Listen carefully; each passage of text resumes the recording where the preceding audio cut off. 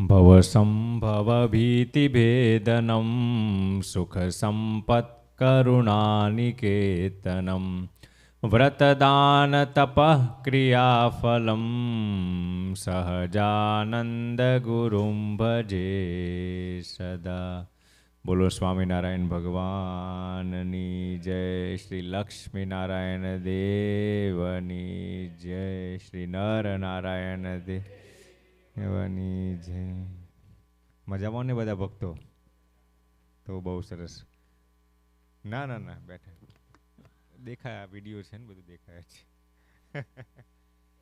પૂજ્ય બ્રહ્મપ્રકાશ સ્વામી આપણને બધાને બહુ સરસ કથા વાર્તાનો લાભ આપ્યો। ઘણા સમયથી પૂજ્ય તૃપ્ત જીવન સ્વામી અહીંયા રહીને તમારા બધાનું સત્સંગનું પોષણ કરતા હોય, રાઈટ વંશ? તો બહુ સરસ। તો બધાને ખરેખર સ્વામી આજે જ મને કહેતા હતા, અંકિતભાઈ કહેતા હતા કે સ્વામી બહુ સરસ કથા વાર્તાથી પોષણ કરતા હોય છે।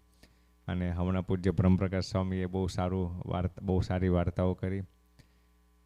જે બિરાજમાન પૂજ્ય વ્યતિરેક સ્વરૂપ સ્વામી તથા સર્વેને ભાવથી જય સ્વામિનારાયણ।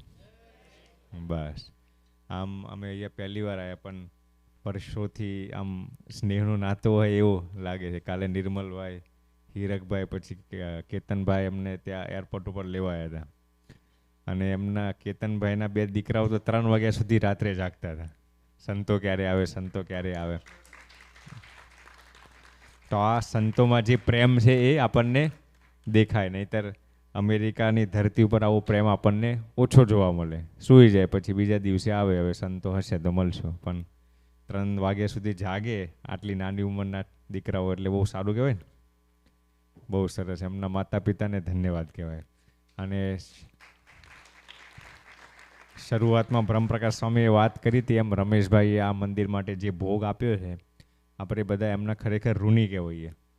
આપણે ઘણીવાર આપણા માટે જે વ્યક્તિએ કંઈક કર્યું ને એને આપણે ભૂલી જતા હોઈએ છીએ। શું?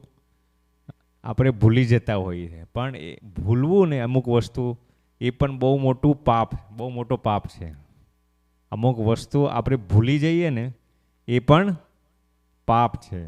ભગવાન સ્વામિનારાયણે વચનામૃતમાં કીધું છે, શિક્ષાપત્રીમાં કીધું છે કે ક્યારે પણ કૃતજ્ઞ ન થવું। શું થવું? કૃતજ્ઞ ન થવું। તો શું થવું? ભગવાને કીધું કૃતજ્ઞ થવું। શું થવું? કૃતજ્ઞ થવું, પણ કૃતજ્ઞ ક્યારે પણ ન થવું। ભગવાન સ્વામિનારાયણની આ નાની એવી આજ્ઞા છે, પરંતુ બહુ મોટી આજ્ઞા છે। હવે આપણે ભૂલી જઈએ રમેશભાઈ આપણા માટે શું કર્યું હતું, તો આપણે ખરેખર સ્વામિનારાયણ ભગવાનના કૃતજ્ઞ કહીએ। કોના? કેમ જે એ કાંઈ પોતાનું મંદિર તો બનાવતા નહોતા, કોનું મંદિર બનાવતા હતા? મહારાજનું મંદિર બનાવતા હતા ને। એમને કાંઈ મંદિર બને એમને કાંઈ ફાઇનાન્શિયલ ગેઇન નહોતું થવાનું, કાંઈ પોતાની કીર્તિ વધે, પ્રસિદ્ધિ વધે એવું તો કાંઈ થવાનું નહોતું, પણ એમની એવી ભાવના હતી કે આ વિસ્તારમાં મંદિર બને તો બહુ ભક્તો અહીંયા ભક્તિ કરી શકે, એવી નિસ્વાર્થ ભાવના જ હતી ને। એટલે ખરેખર અહીંયા એમની જે પ્રતિમા લગાવી છે ખરેખર બહુ જોઈને આનંદ થયો, અને આપણે ક્યારે હંમેશા એમના ઋણી રહેવું। ભગવાન સ્વામિનારાયણે જે કીધું છે શિક્ષાપત્રીમાં, એક તમને વાત કરું।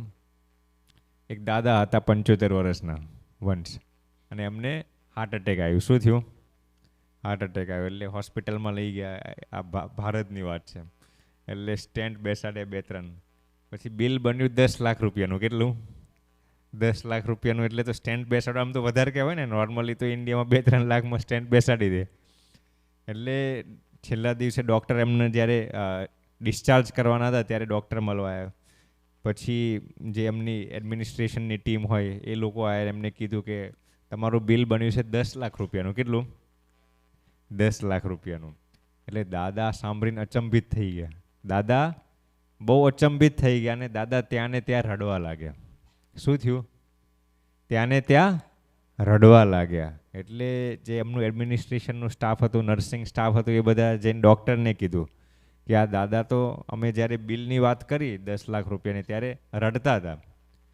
એટલે ડૉક્ટરના અંદર થોડોક દયાભાવ હશે, એટલે ડૉક્ટર ત્યાં દાદાને મળવા આવે છે છેલ્લી વિદાય આપતા પહેલાં, અને ડૉક્ટર દાદાને કહે છે કે મેં એવું સાંભળ્યું તમને જ્યારે બિલ સંભળાવ્યું ત્યારે તમે રડતા હતા, તો તમને જો બિલ વધારે લાગતું હોય 10 લાખ રૂપિયાનું તો તમે ચિંતા ના કરતા, હું તમને 5 લાખ 50% ડિસ્કાઉન્ટ કરી દઈશ। કેટલું કેતનભાઈ? 50% તમને ડિસ્કાઉન્ટમાં હું આપી દઈશ. એટલે દાદા હજી રડવાનું બંધ નહોતું કર્યું, દાદા પાછા રડવા લાગ્યા. શું થયું? એ ડૉક્ટરને એમ થયું કે મેં આને 10 લાખમાંથી 5 લાખ કરી દીધા, તો પણ હવે કેટલો એને લોભ હશે. હવે પણ ડૉક્ટરને દયા ભાવ હતો એટલે ડૉક્ટરે કીધું હવે તમને 5 લાખે વધારે પડતા હોય તો ચાલો 2.5 લાખ આપજો. કેટલા? 25% જ બિલ આપજો. કેટલું? તો પણ દાદાએ રડવાનું બંધ કર્યું નહીં. પછી ડૉક્ટરે એમને પૂછ્યું તો તમે રડો છો શું કામ? મેં તમને આટલું ડિસ્કાઉન્ટ કરી દીધું. દાદા કે મને પૈસા સાથે નિસ્બત નથી.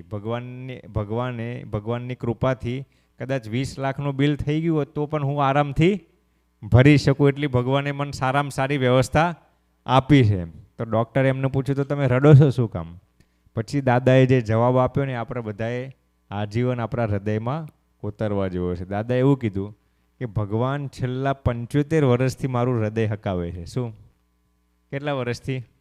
75 વર્ષથી એકદમ વ્યવસ્થિત, મને કોઈ બીમારી નથી. અને આ તો અચાનક હાર્ટ એટેક આવી ગયો.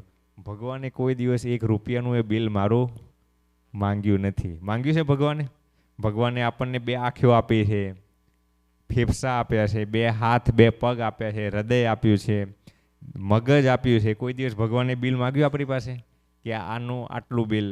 બધા બિલ આવે છે ને, મેન્ટેનન્સ બિલ આવે, તમે જાઓ લાઇટ બિલ આવે, ઇન્સ્યોરન્સ આવે, ગાડીમાં ડીઝલ પેટ્રોલ ગેસ પુરાવવું પડે, બધા બિલ આવતા જ હોય છે ને. પણ ભગવાને કોઈ દિવસ મારીને તમારી પાસે બિલ માગ્યું છે કે તમને હું 50 વર્ષથી 2 આંખો ચાલે છે, તમારું નાક ચાલે છે, છાતી, ફેફસા, હૃદય, ઓક્સિજન, કોઈ દિવસ ભગવાને આપણી પાસે બિલ માગ્યું? તો પણ ભગવાનને આપણે થેન્ક યુ કહેતા નથી. આ કેટલું મોટું પાપ કહેવાય ને. આ ભૂલ નહીં, શું કહેવાય? પાપ કહેવાય. કેમ? જે ભગવાન પ્રત્યે આપણે કૃતજ્ઞ થઈએ છીએ. શું થઈએ છીએ? કૃતજ્ઞ થઈએ છીએ. આ દાદાને કેવી લાઈટ થઈ ગઈ. ભગવાન છેલ્લા 75 વર્ષથી મારું હૃદય ચલાવે છે તો પણ 1 રૂપિયાનું એ બિલ નથી લીધું, 1 પૈસાનું એટલે 1 પેનીનું કે 1 ડોલરનું એ બિલ ભગવાને મારી પાસે માંગ્યું નથી. એમને ડૉક્ટરનો અભાવ નહોતો આવ્યો. શું? પણ ભગવાનની કરુણા યાદ આવી ગઈ. શું? એમ મને તમને ભગવાન આપણને આવું આપે છે. કોઈ દિવસ ભગવાનના ઉપકાર સામે આપણને ધ્યાન જાય છે? કોઈ દિવસ જાય છે આપણું? આપણે શું કરીએ છીએ? ફોર ગ્રેન્ટેડ લઈ લઈએ છીએ કે ભગવાને આ બધું આપ્યું છે, એમાં શું? બધાને આપ્યું છે. શું? આપણે શું સમજીએ છીએ? ભગવાને મને 2 આંખો આપી, 1 નાક આપ્યું, છાતી, ફેફસા આપી, એમાં તો બધાને આપ્યું છે. મારી ઉપર કાંઈ ભગવાને વિશેષ કૃપા કરી નથી. અને એટલા માટે જ આપણે દુઃખી થઈએ છીએ. શું? તમે ખાલી એક પોતાના ઉપર જ તમે એનાલિસિસ કરજો. આપણે જ્યારે મંદિરમાં આવીએ છીએ રોજ, ત્યારે ભગવાન પાસે માંગીએ છીએ કે થેન્ક યુ કહીએ છીએ? કાંઈક ને કાંઈક આપણે માંગતા હોઈએ. આ ખરેખર ભગવાનને ગમતું હોતું નથી. તમે કોઈ પણ ને તમે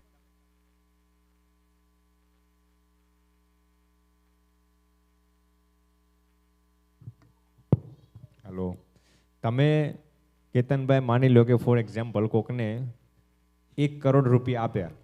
શું? એક ઇમેજિનેશન કરો કે તમે કોકને 1 કરોડ રૂપિયા આપ્યા. તમે બધા એવું ઇમેજિન કરો. હવે થોડા દિવસ થાય અને એ વ્યક્તિ તમને એમ કે બીજા 1 કરોડ મળશે, તો તમને સુખ થાય કે દુઃખ થાય?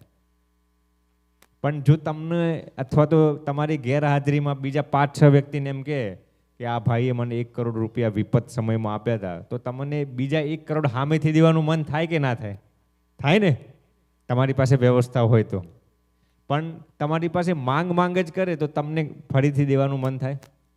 આપણને મનમાં શું થાય? એટલે મેં તને અત્યાર સુધી જે આપ્યું છે એનું તો દિલથી તું થેન્ક યુ મન કે. થાય કે ના થાય? આપણે ભલે એને કહીએ કે ના કહીએ. એમ ભગવાન પાસે જ્યારે રોજ આપણે માંગ કરતા હોઈએ છીએ ને, ત્યારે ભગવાન કાંઈ જડ નથી. શું? ભગવાન પણ આપણી જેમ ચેતન છે ને. ભગવાનને પણ ફિલિંગ્સ હોય, ઇમોશન્સ હોય. ભગવાનને પણ દુઃખની ફિલિંગ આવતી હોય છે, સુખની ફિલિંગ આવતી હોય છે. ભગવાનને એવું નથી કે દુઃખ નથી થતું કોઈ દિવસ. શું? ભગવાનને ઘણીવાર દુઃખ થાય. એમ જ્યારે આપણે રોજ ભગવાન પાસે માંગ કરતા હોઈએ છીએ ને, ત્યારે ભગવાનને દુઃખ થતું હોય છે. શું દુઃખ થતું હોય છે? કે મેં અત્યાર સુધી તમને જે કાંઈ આપ્યું છે એનું તમે મને કોક વાર તો થેન્ક યુ કહો. એટલે આજથી જ્યારે આપણે મંદિરમાં આવીએ ત્યારે શું કરવાનું? ભગવાન પાસે ભગવાનને થેન્ક યુ કહેવાનું. શું થેન્ક યુ કહેવાનું? જે આજ દિવસ સુધી ભગવાને આપણને આપ્યું છે ને, એનું જો થેન્ક યુ કહેશો ને આપણે ભગવાનને, તો ભગવાન આપણને ઓર આપશે.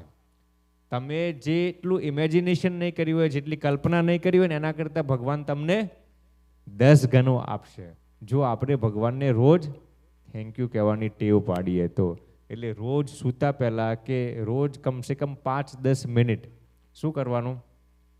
ભગવાનનો આભાર વ્યક્ત કરવાનો. આપણે રોજ મેડિટેશન કરતા હોઈએ છીએ, ધ્યાન કરતા હોઈએ છીએ, કરતા હોઈએ છીએ કે નહીં? કરીએ છીએ ને? એમ રોજ 5 મિનિટ ગ્રેટિટ્યૂડનું મેડિટેશન કરવાનું. શેનું? કૃતજ્ઞતાનું મેડિટેશન કરવાનું. એમાં શું કરવાનું? ભગવાનને આપણને જે કાંઈ આજના દિવસમાં આપ્યું હોય એનું દિલથી થેન્ક યુ કહેવાનું. આપણે રસ્તામાં જતા હોય, ગાડીમાં ભગવાને એક્સિડન્ટ ના કર્યો, આ ભગવાનનું થેન્ક યુ જ કહેવાય ને. પણ આપણે શું સમજીએ છીએ? ફોર ગ્રાન્ટેડ લઈ લઈએ છીએ. એમાં શું? તમે એક ડ્રાઇવિંગ સરખી કરી હતી, એમાં એક્સિડન્ટ થયો નહીં. ભગવાન 2 ટાઈમ આપણને જમવા આપે છે, એ ભગવાનનો કેટલો નાનો એવો ઉપકાર કહેવાય. આ દુનિયામાં કેટલા બિચારા ભૂખ્યા હોય છે, આફ્રિકામાં, ભારતમાં જાઓ, કેટલાય ભૂખ્યા હોય છે ને. આપણે શું સમજીએ છીએ? તો હું તો મારું મહેનતને કમાવું છું એટલે ભગવાને મને પગાર આપ્યો, એવું નથી. આ દુનિયામાં કેટલાય મહેનત કરે છે ને તોય જમવાનું નથી મળતું. સાચી વાત છે ને? એટલે દરેક વસ્તુ ફોર ગ્રેન્ટેડ નહીં લઈ લેવાની. શું? એમ નહીં સમજવાનું કે આ વસ્તુ પર મારો અધિકાર હતો એટલે મને ભગવાને આપી દીધું. પણ શું કહેવાનું? ભગવાનને દિલથી કૃતજ્ઞતા વ્યક્ત કરવાની. તમને ભગવાને સારો પરિવાર આપ્યો હોય, દીકરાઓ સારા આપી હોય, પત્ની સારી આપી હોય, તો એનો એ ભગવાનને આભાર કહેવો પડે ને. હે? એક પતિ હતા, હવે એને માઇગ્રેનનો પ્રોબ્લેમ હતો. શું હતો? માથું ચડી જાય વારે ઘડી. એટલે ડૉક્ટર નિયમિતપણે એમને દવા આપતા હતા. પછી 1 મહિનો દવા લીધી એટલે ઘણું સારું થયું. પછી બીજે મહિને ડૉક્ટરને બતાવવા ગયા એટલે ડૉક્ટરે પૂછ્યું, હાઉ ઇઝ યોર માઇગ્રેન? શું પૂછ્યું? How is your headache? શું પૂછ્યું? એટલે એને શું કીધું? My headache is out of town. એટલે ડૉક્ટર સમજ્યા નહીં. એટલે ડૉક્ટરને સમજાવ્યું કે ભાઈ મારી પત્ની જ મારું માથાનું કારણ છે. એટલે એને એવું કીધું કે મારી પત્ની આઉટ ઓફ ટાઉન છે એટલે માથાને કોઈ પ્રોબ્લેમ નથી. એમ આપણે એવું ના થવું જોઈએ. ભગવાને સારી પત્ની આપી હોય તો ભગવાનનો આભાર વ્યક્ત કરવો જોઈએ. બરાબર ને? તો આજથી આપણે હું તમે એટલી ટેવ પાડશું. બરાબર? સહજાનંદ સ્વામી મહારાજની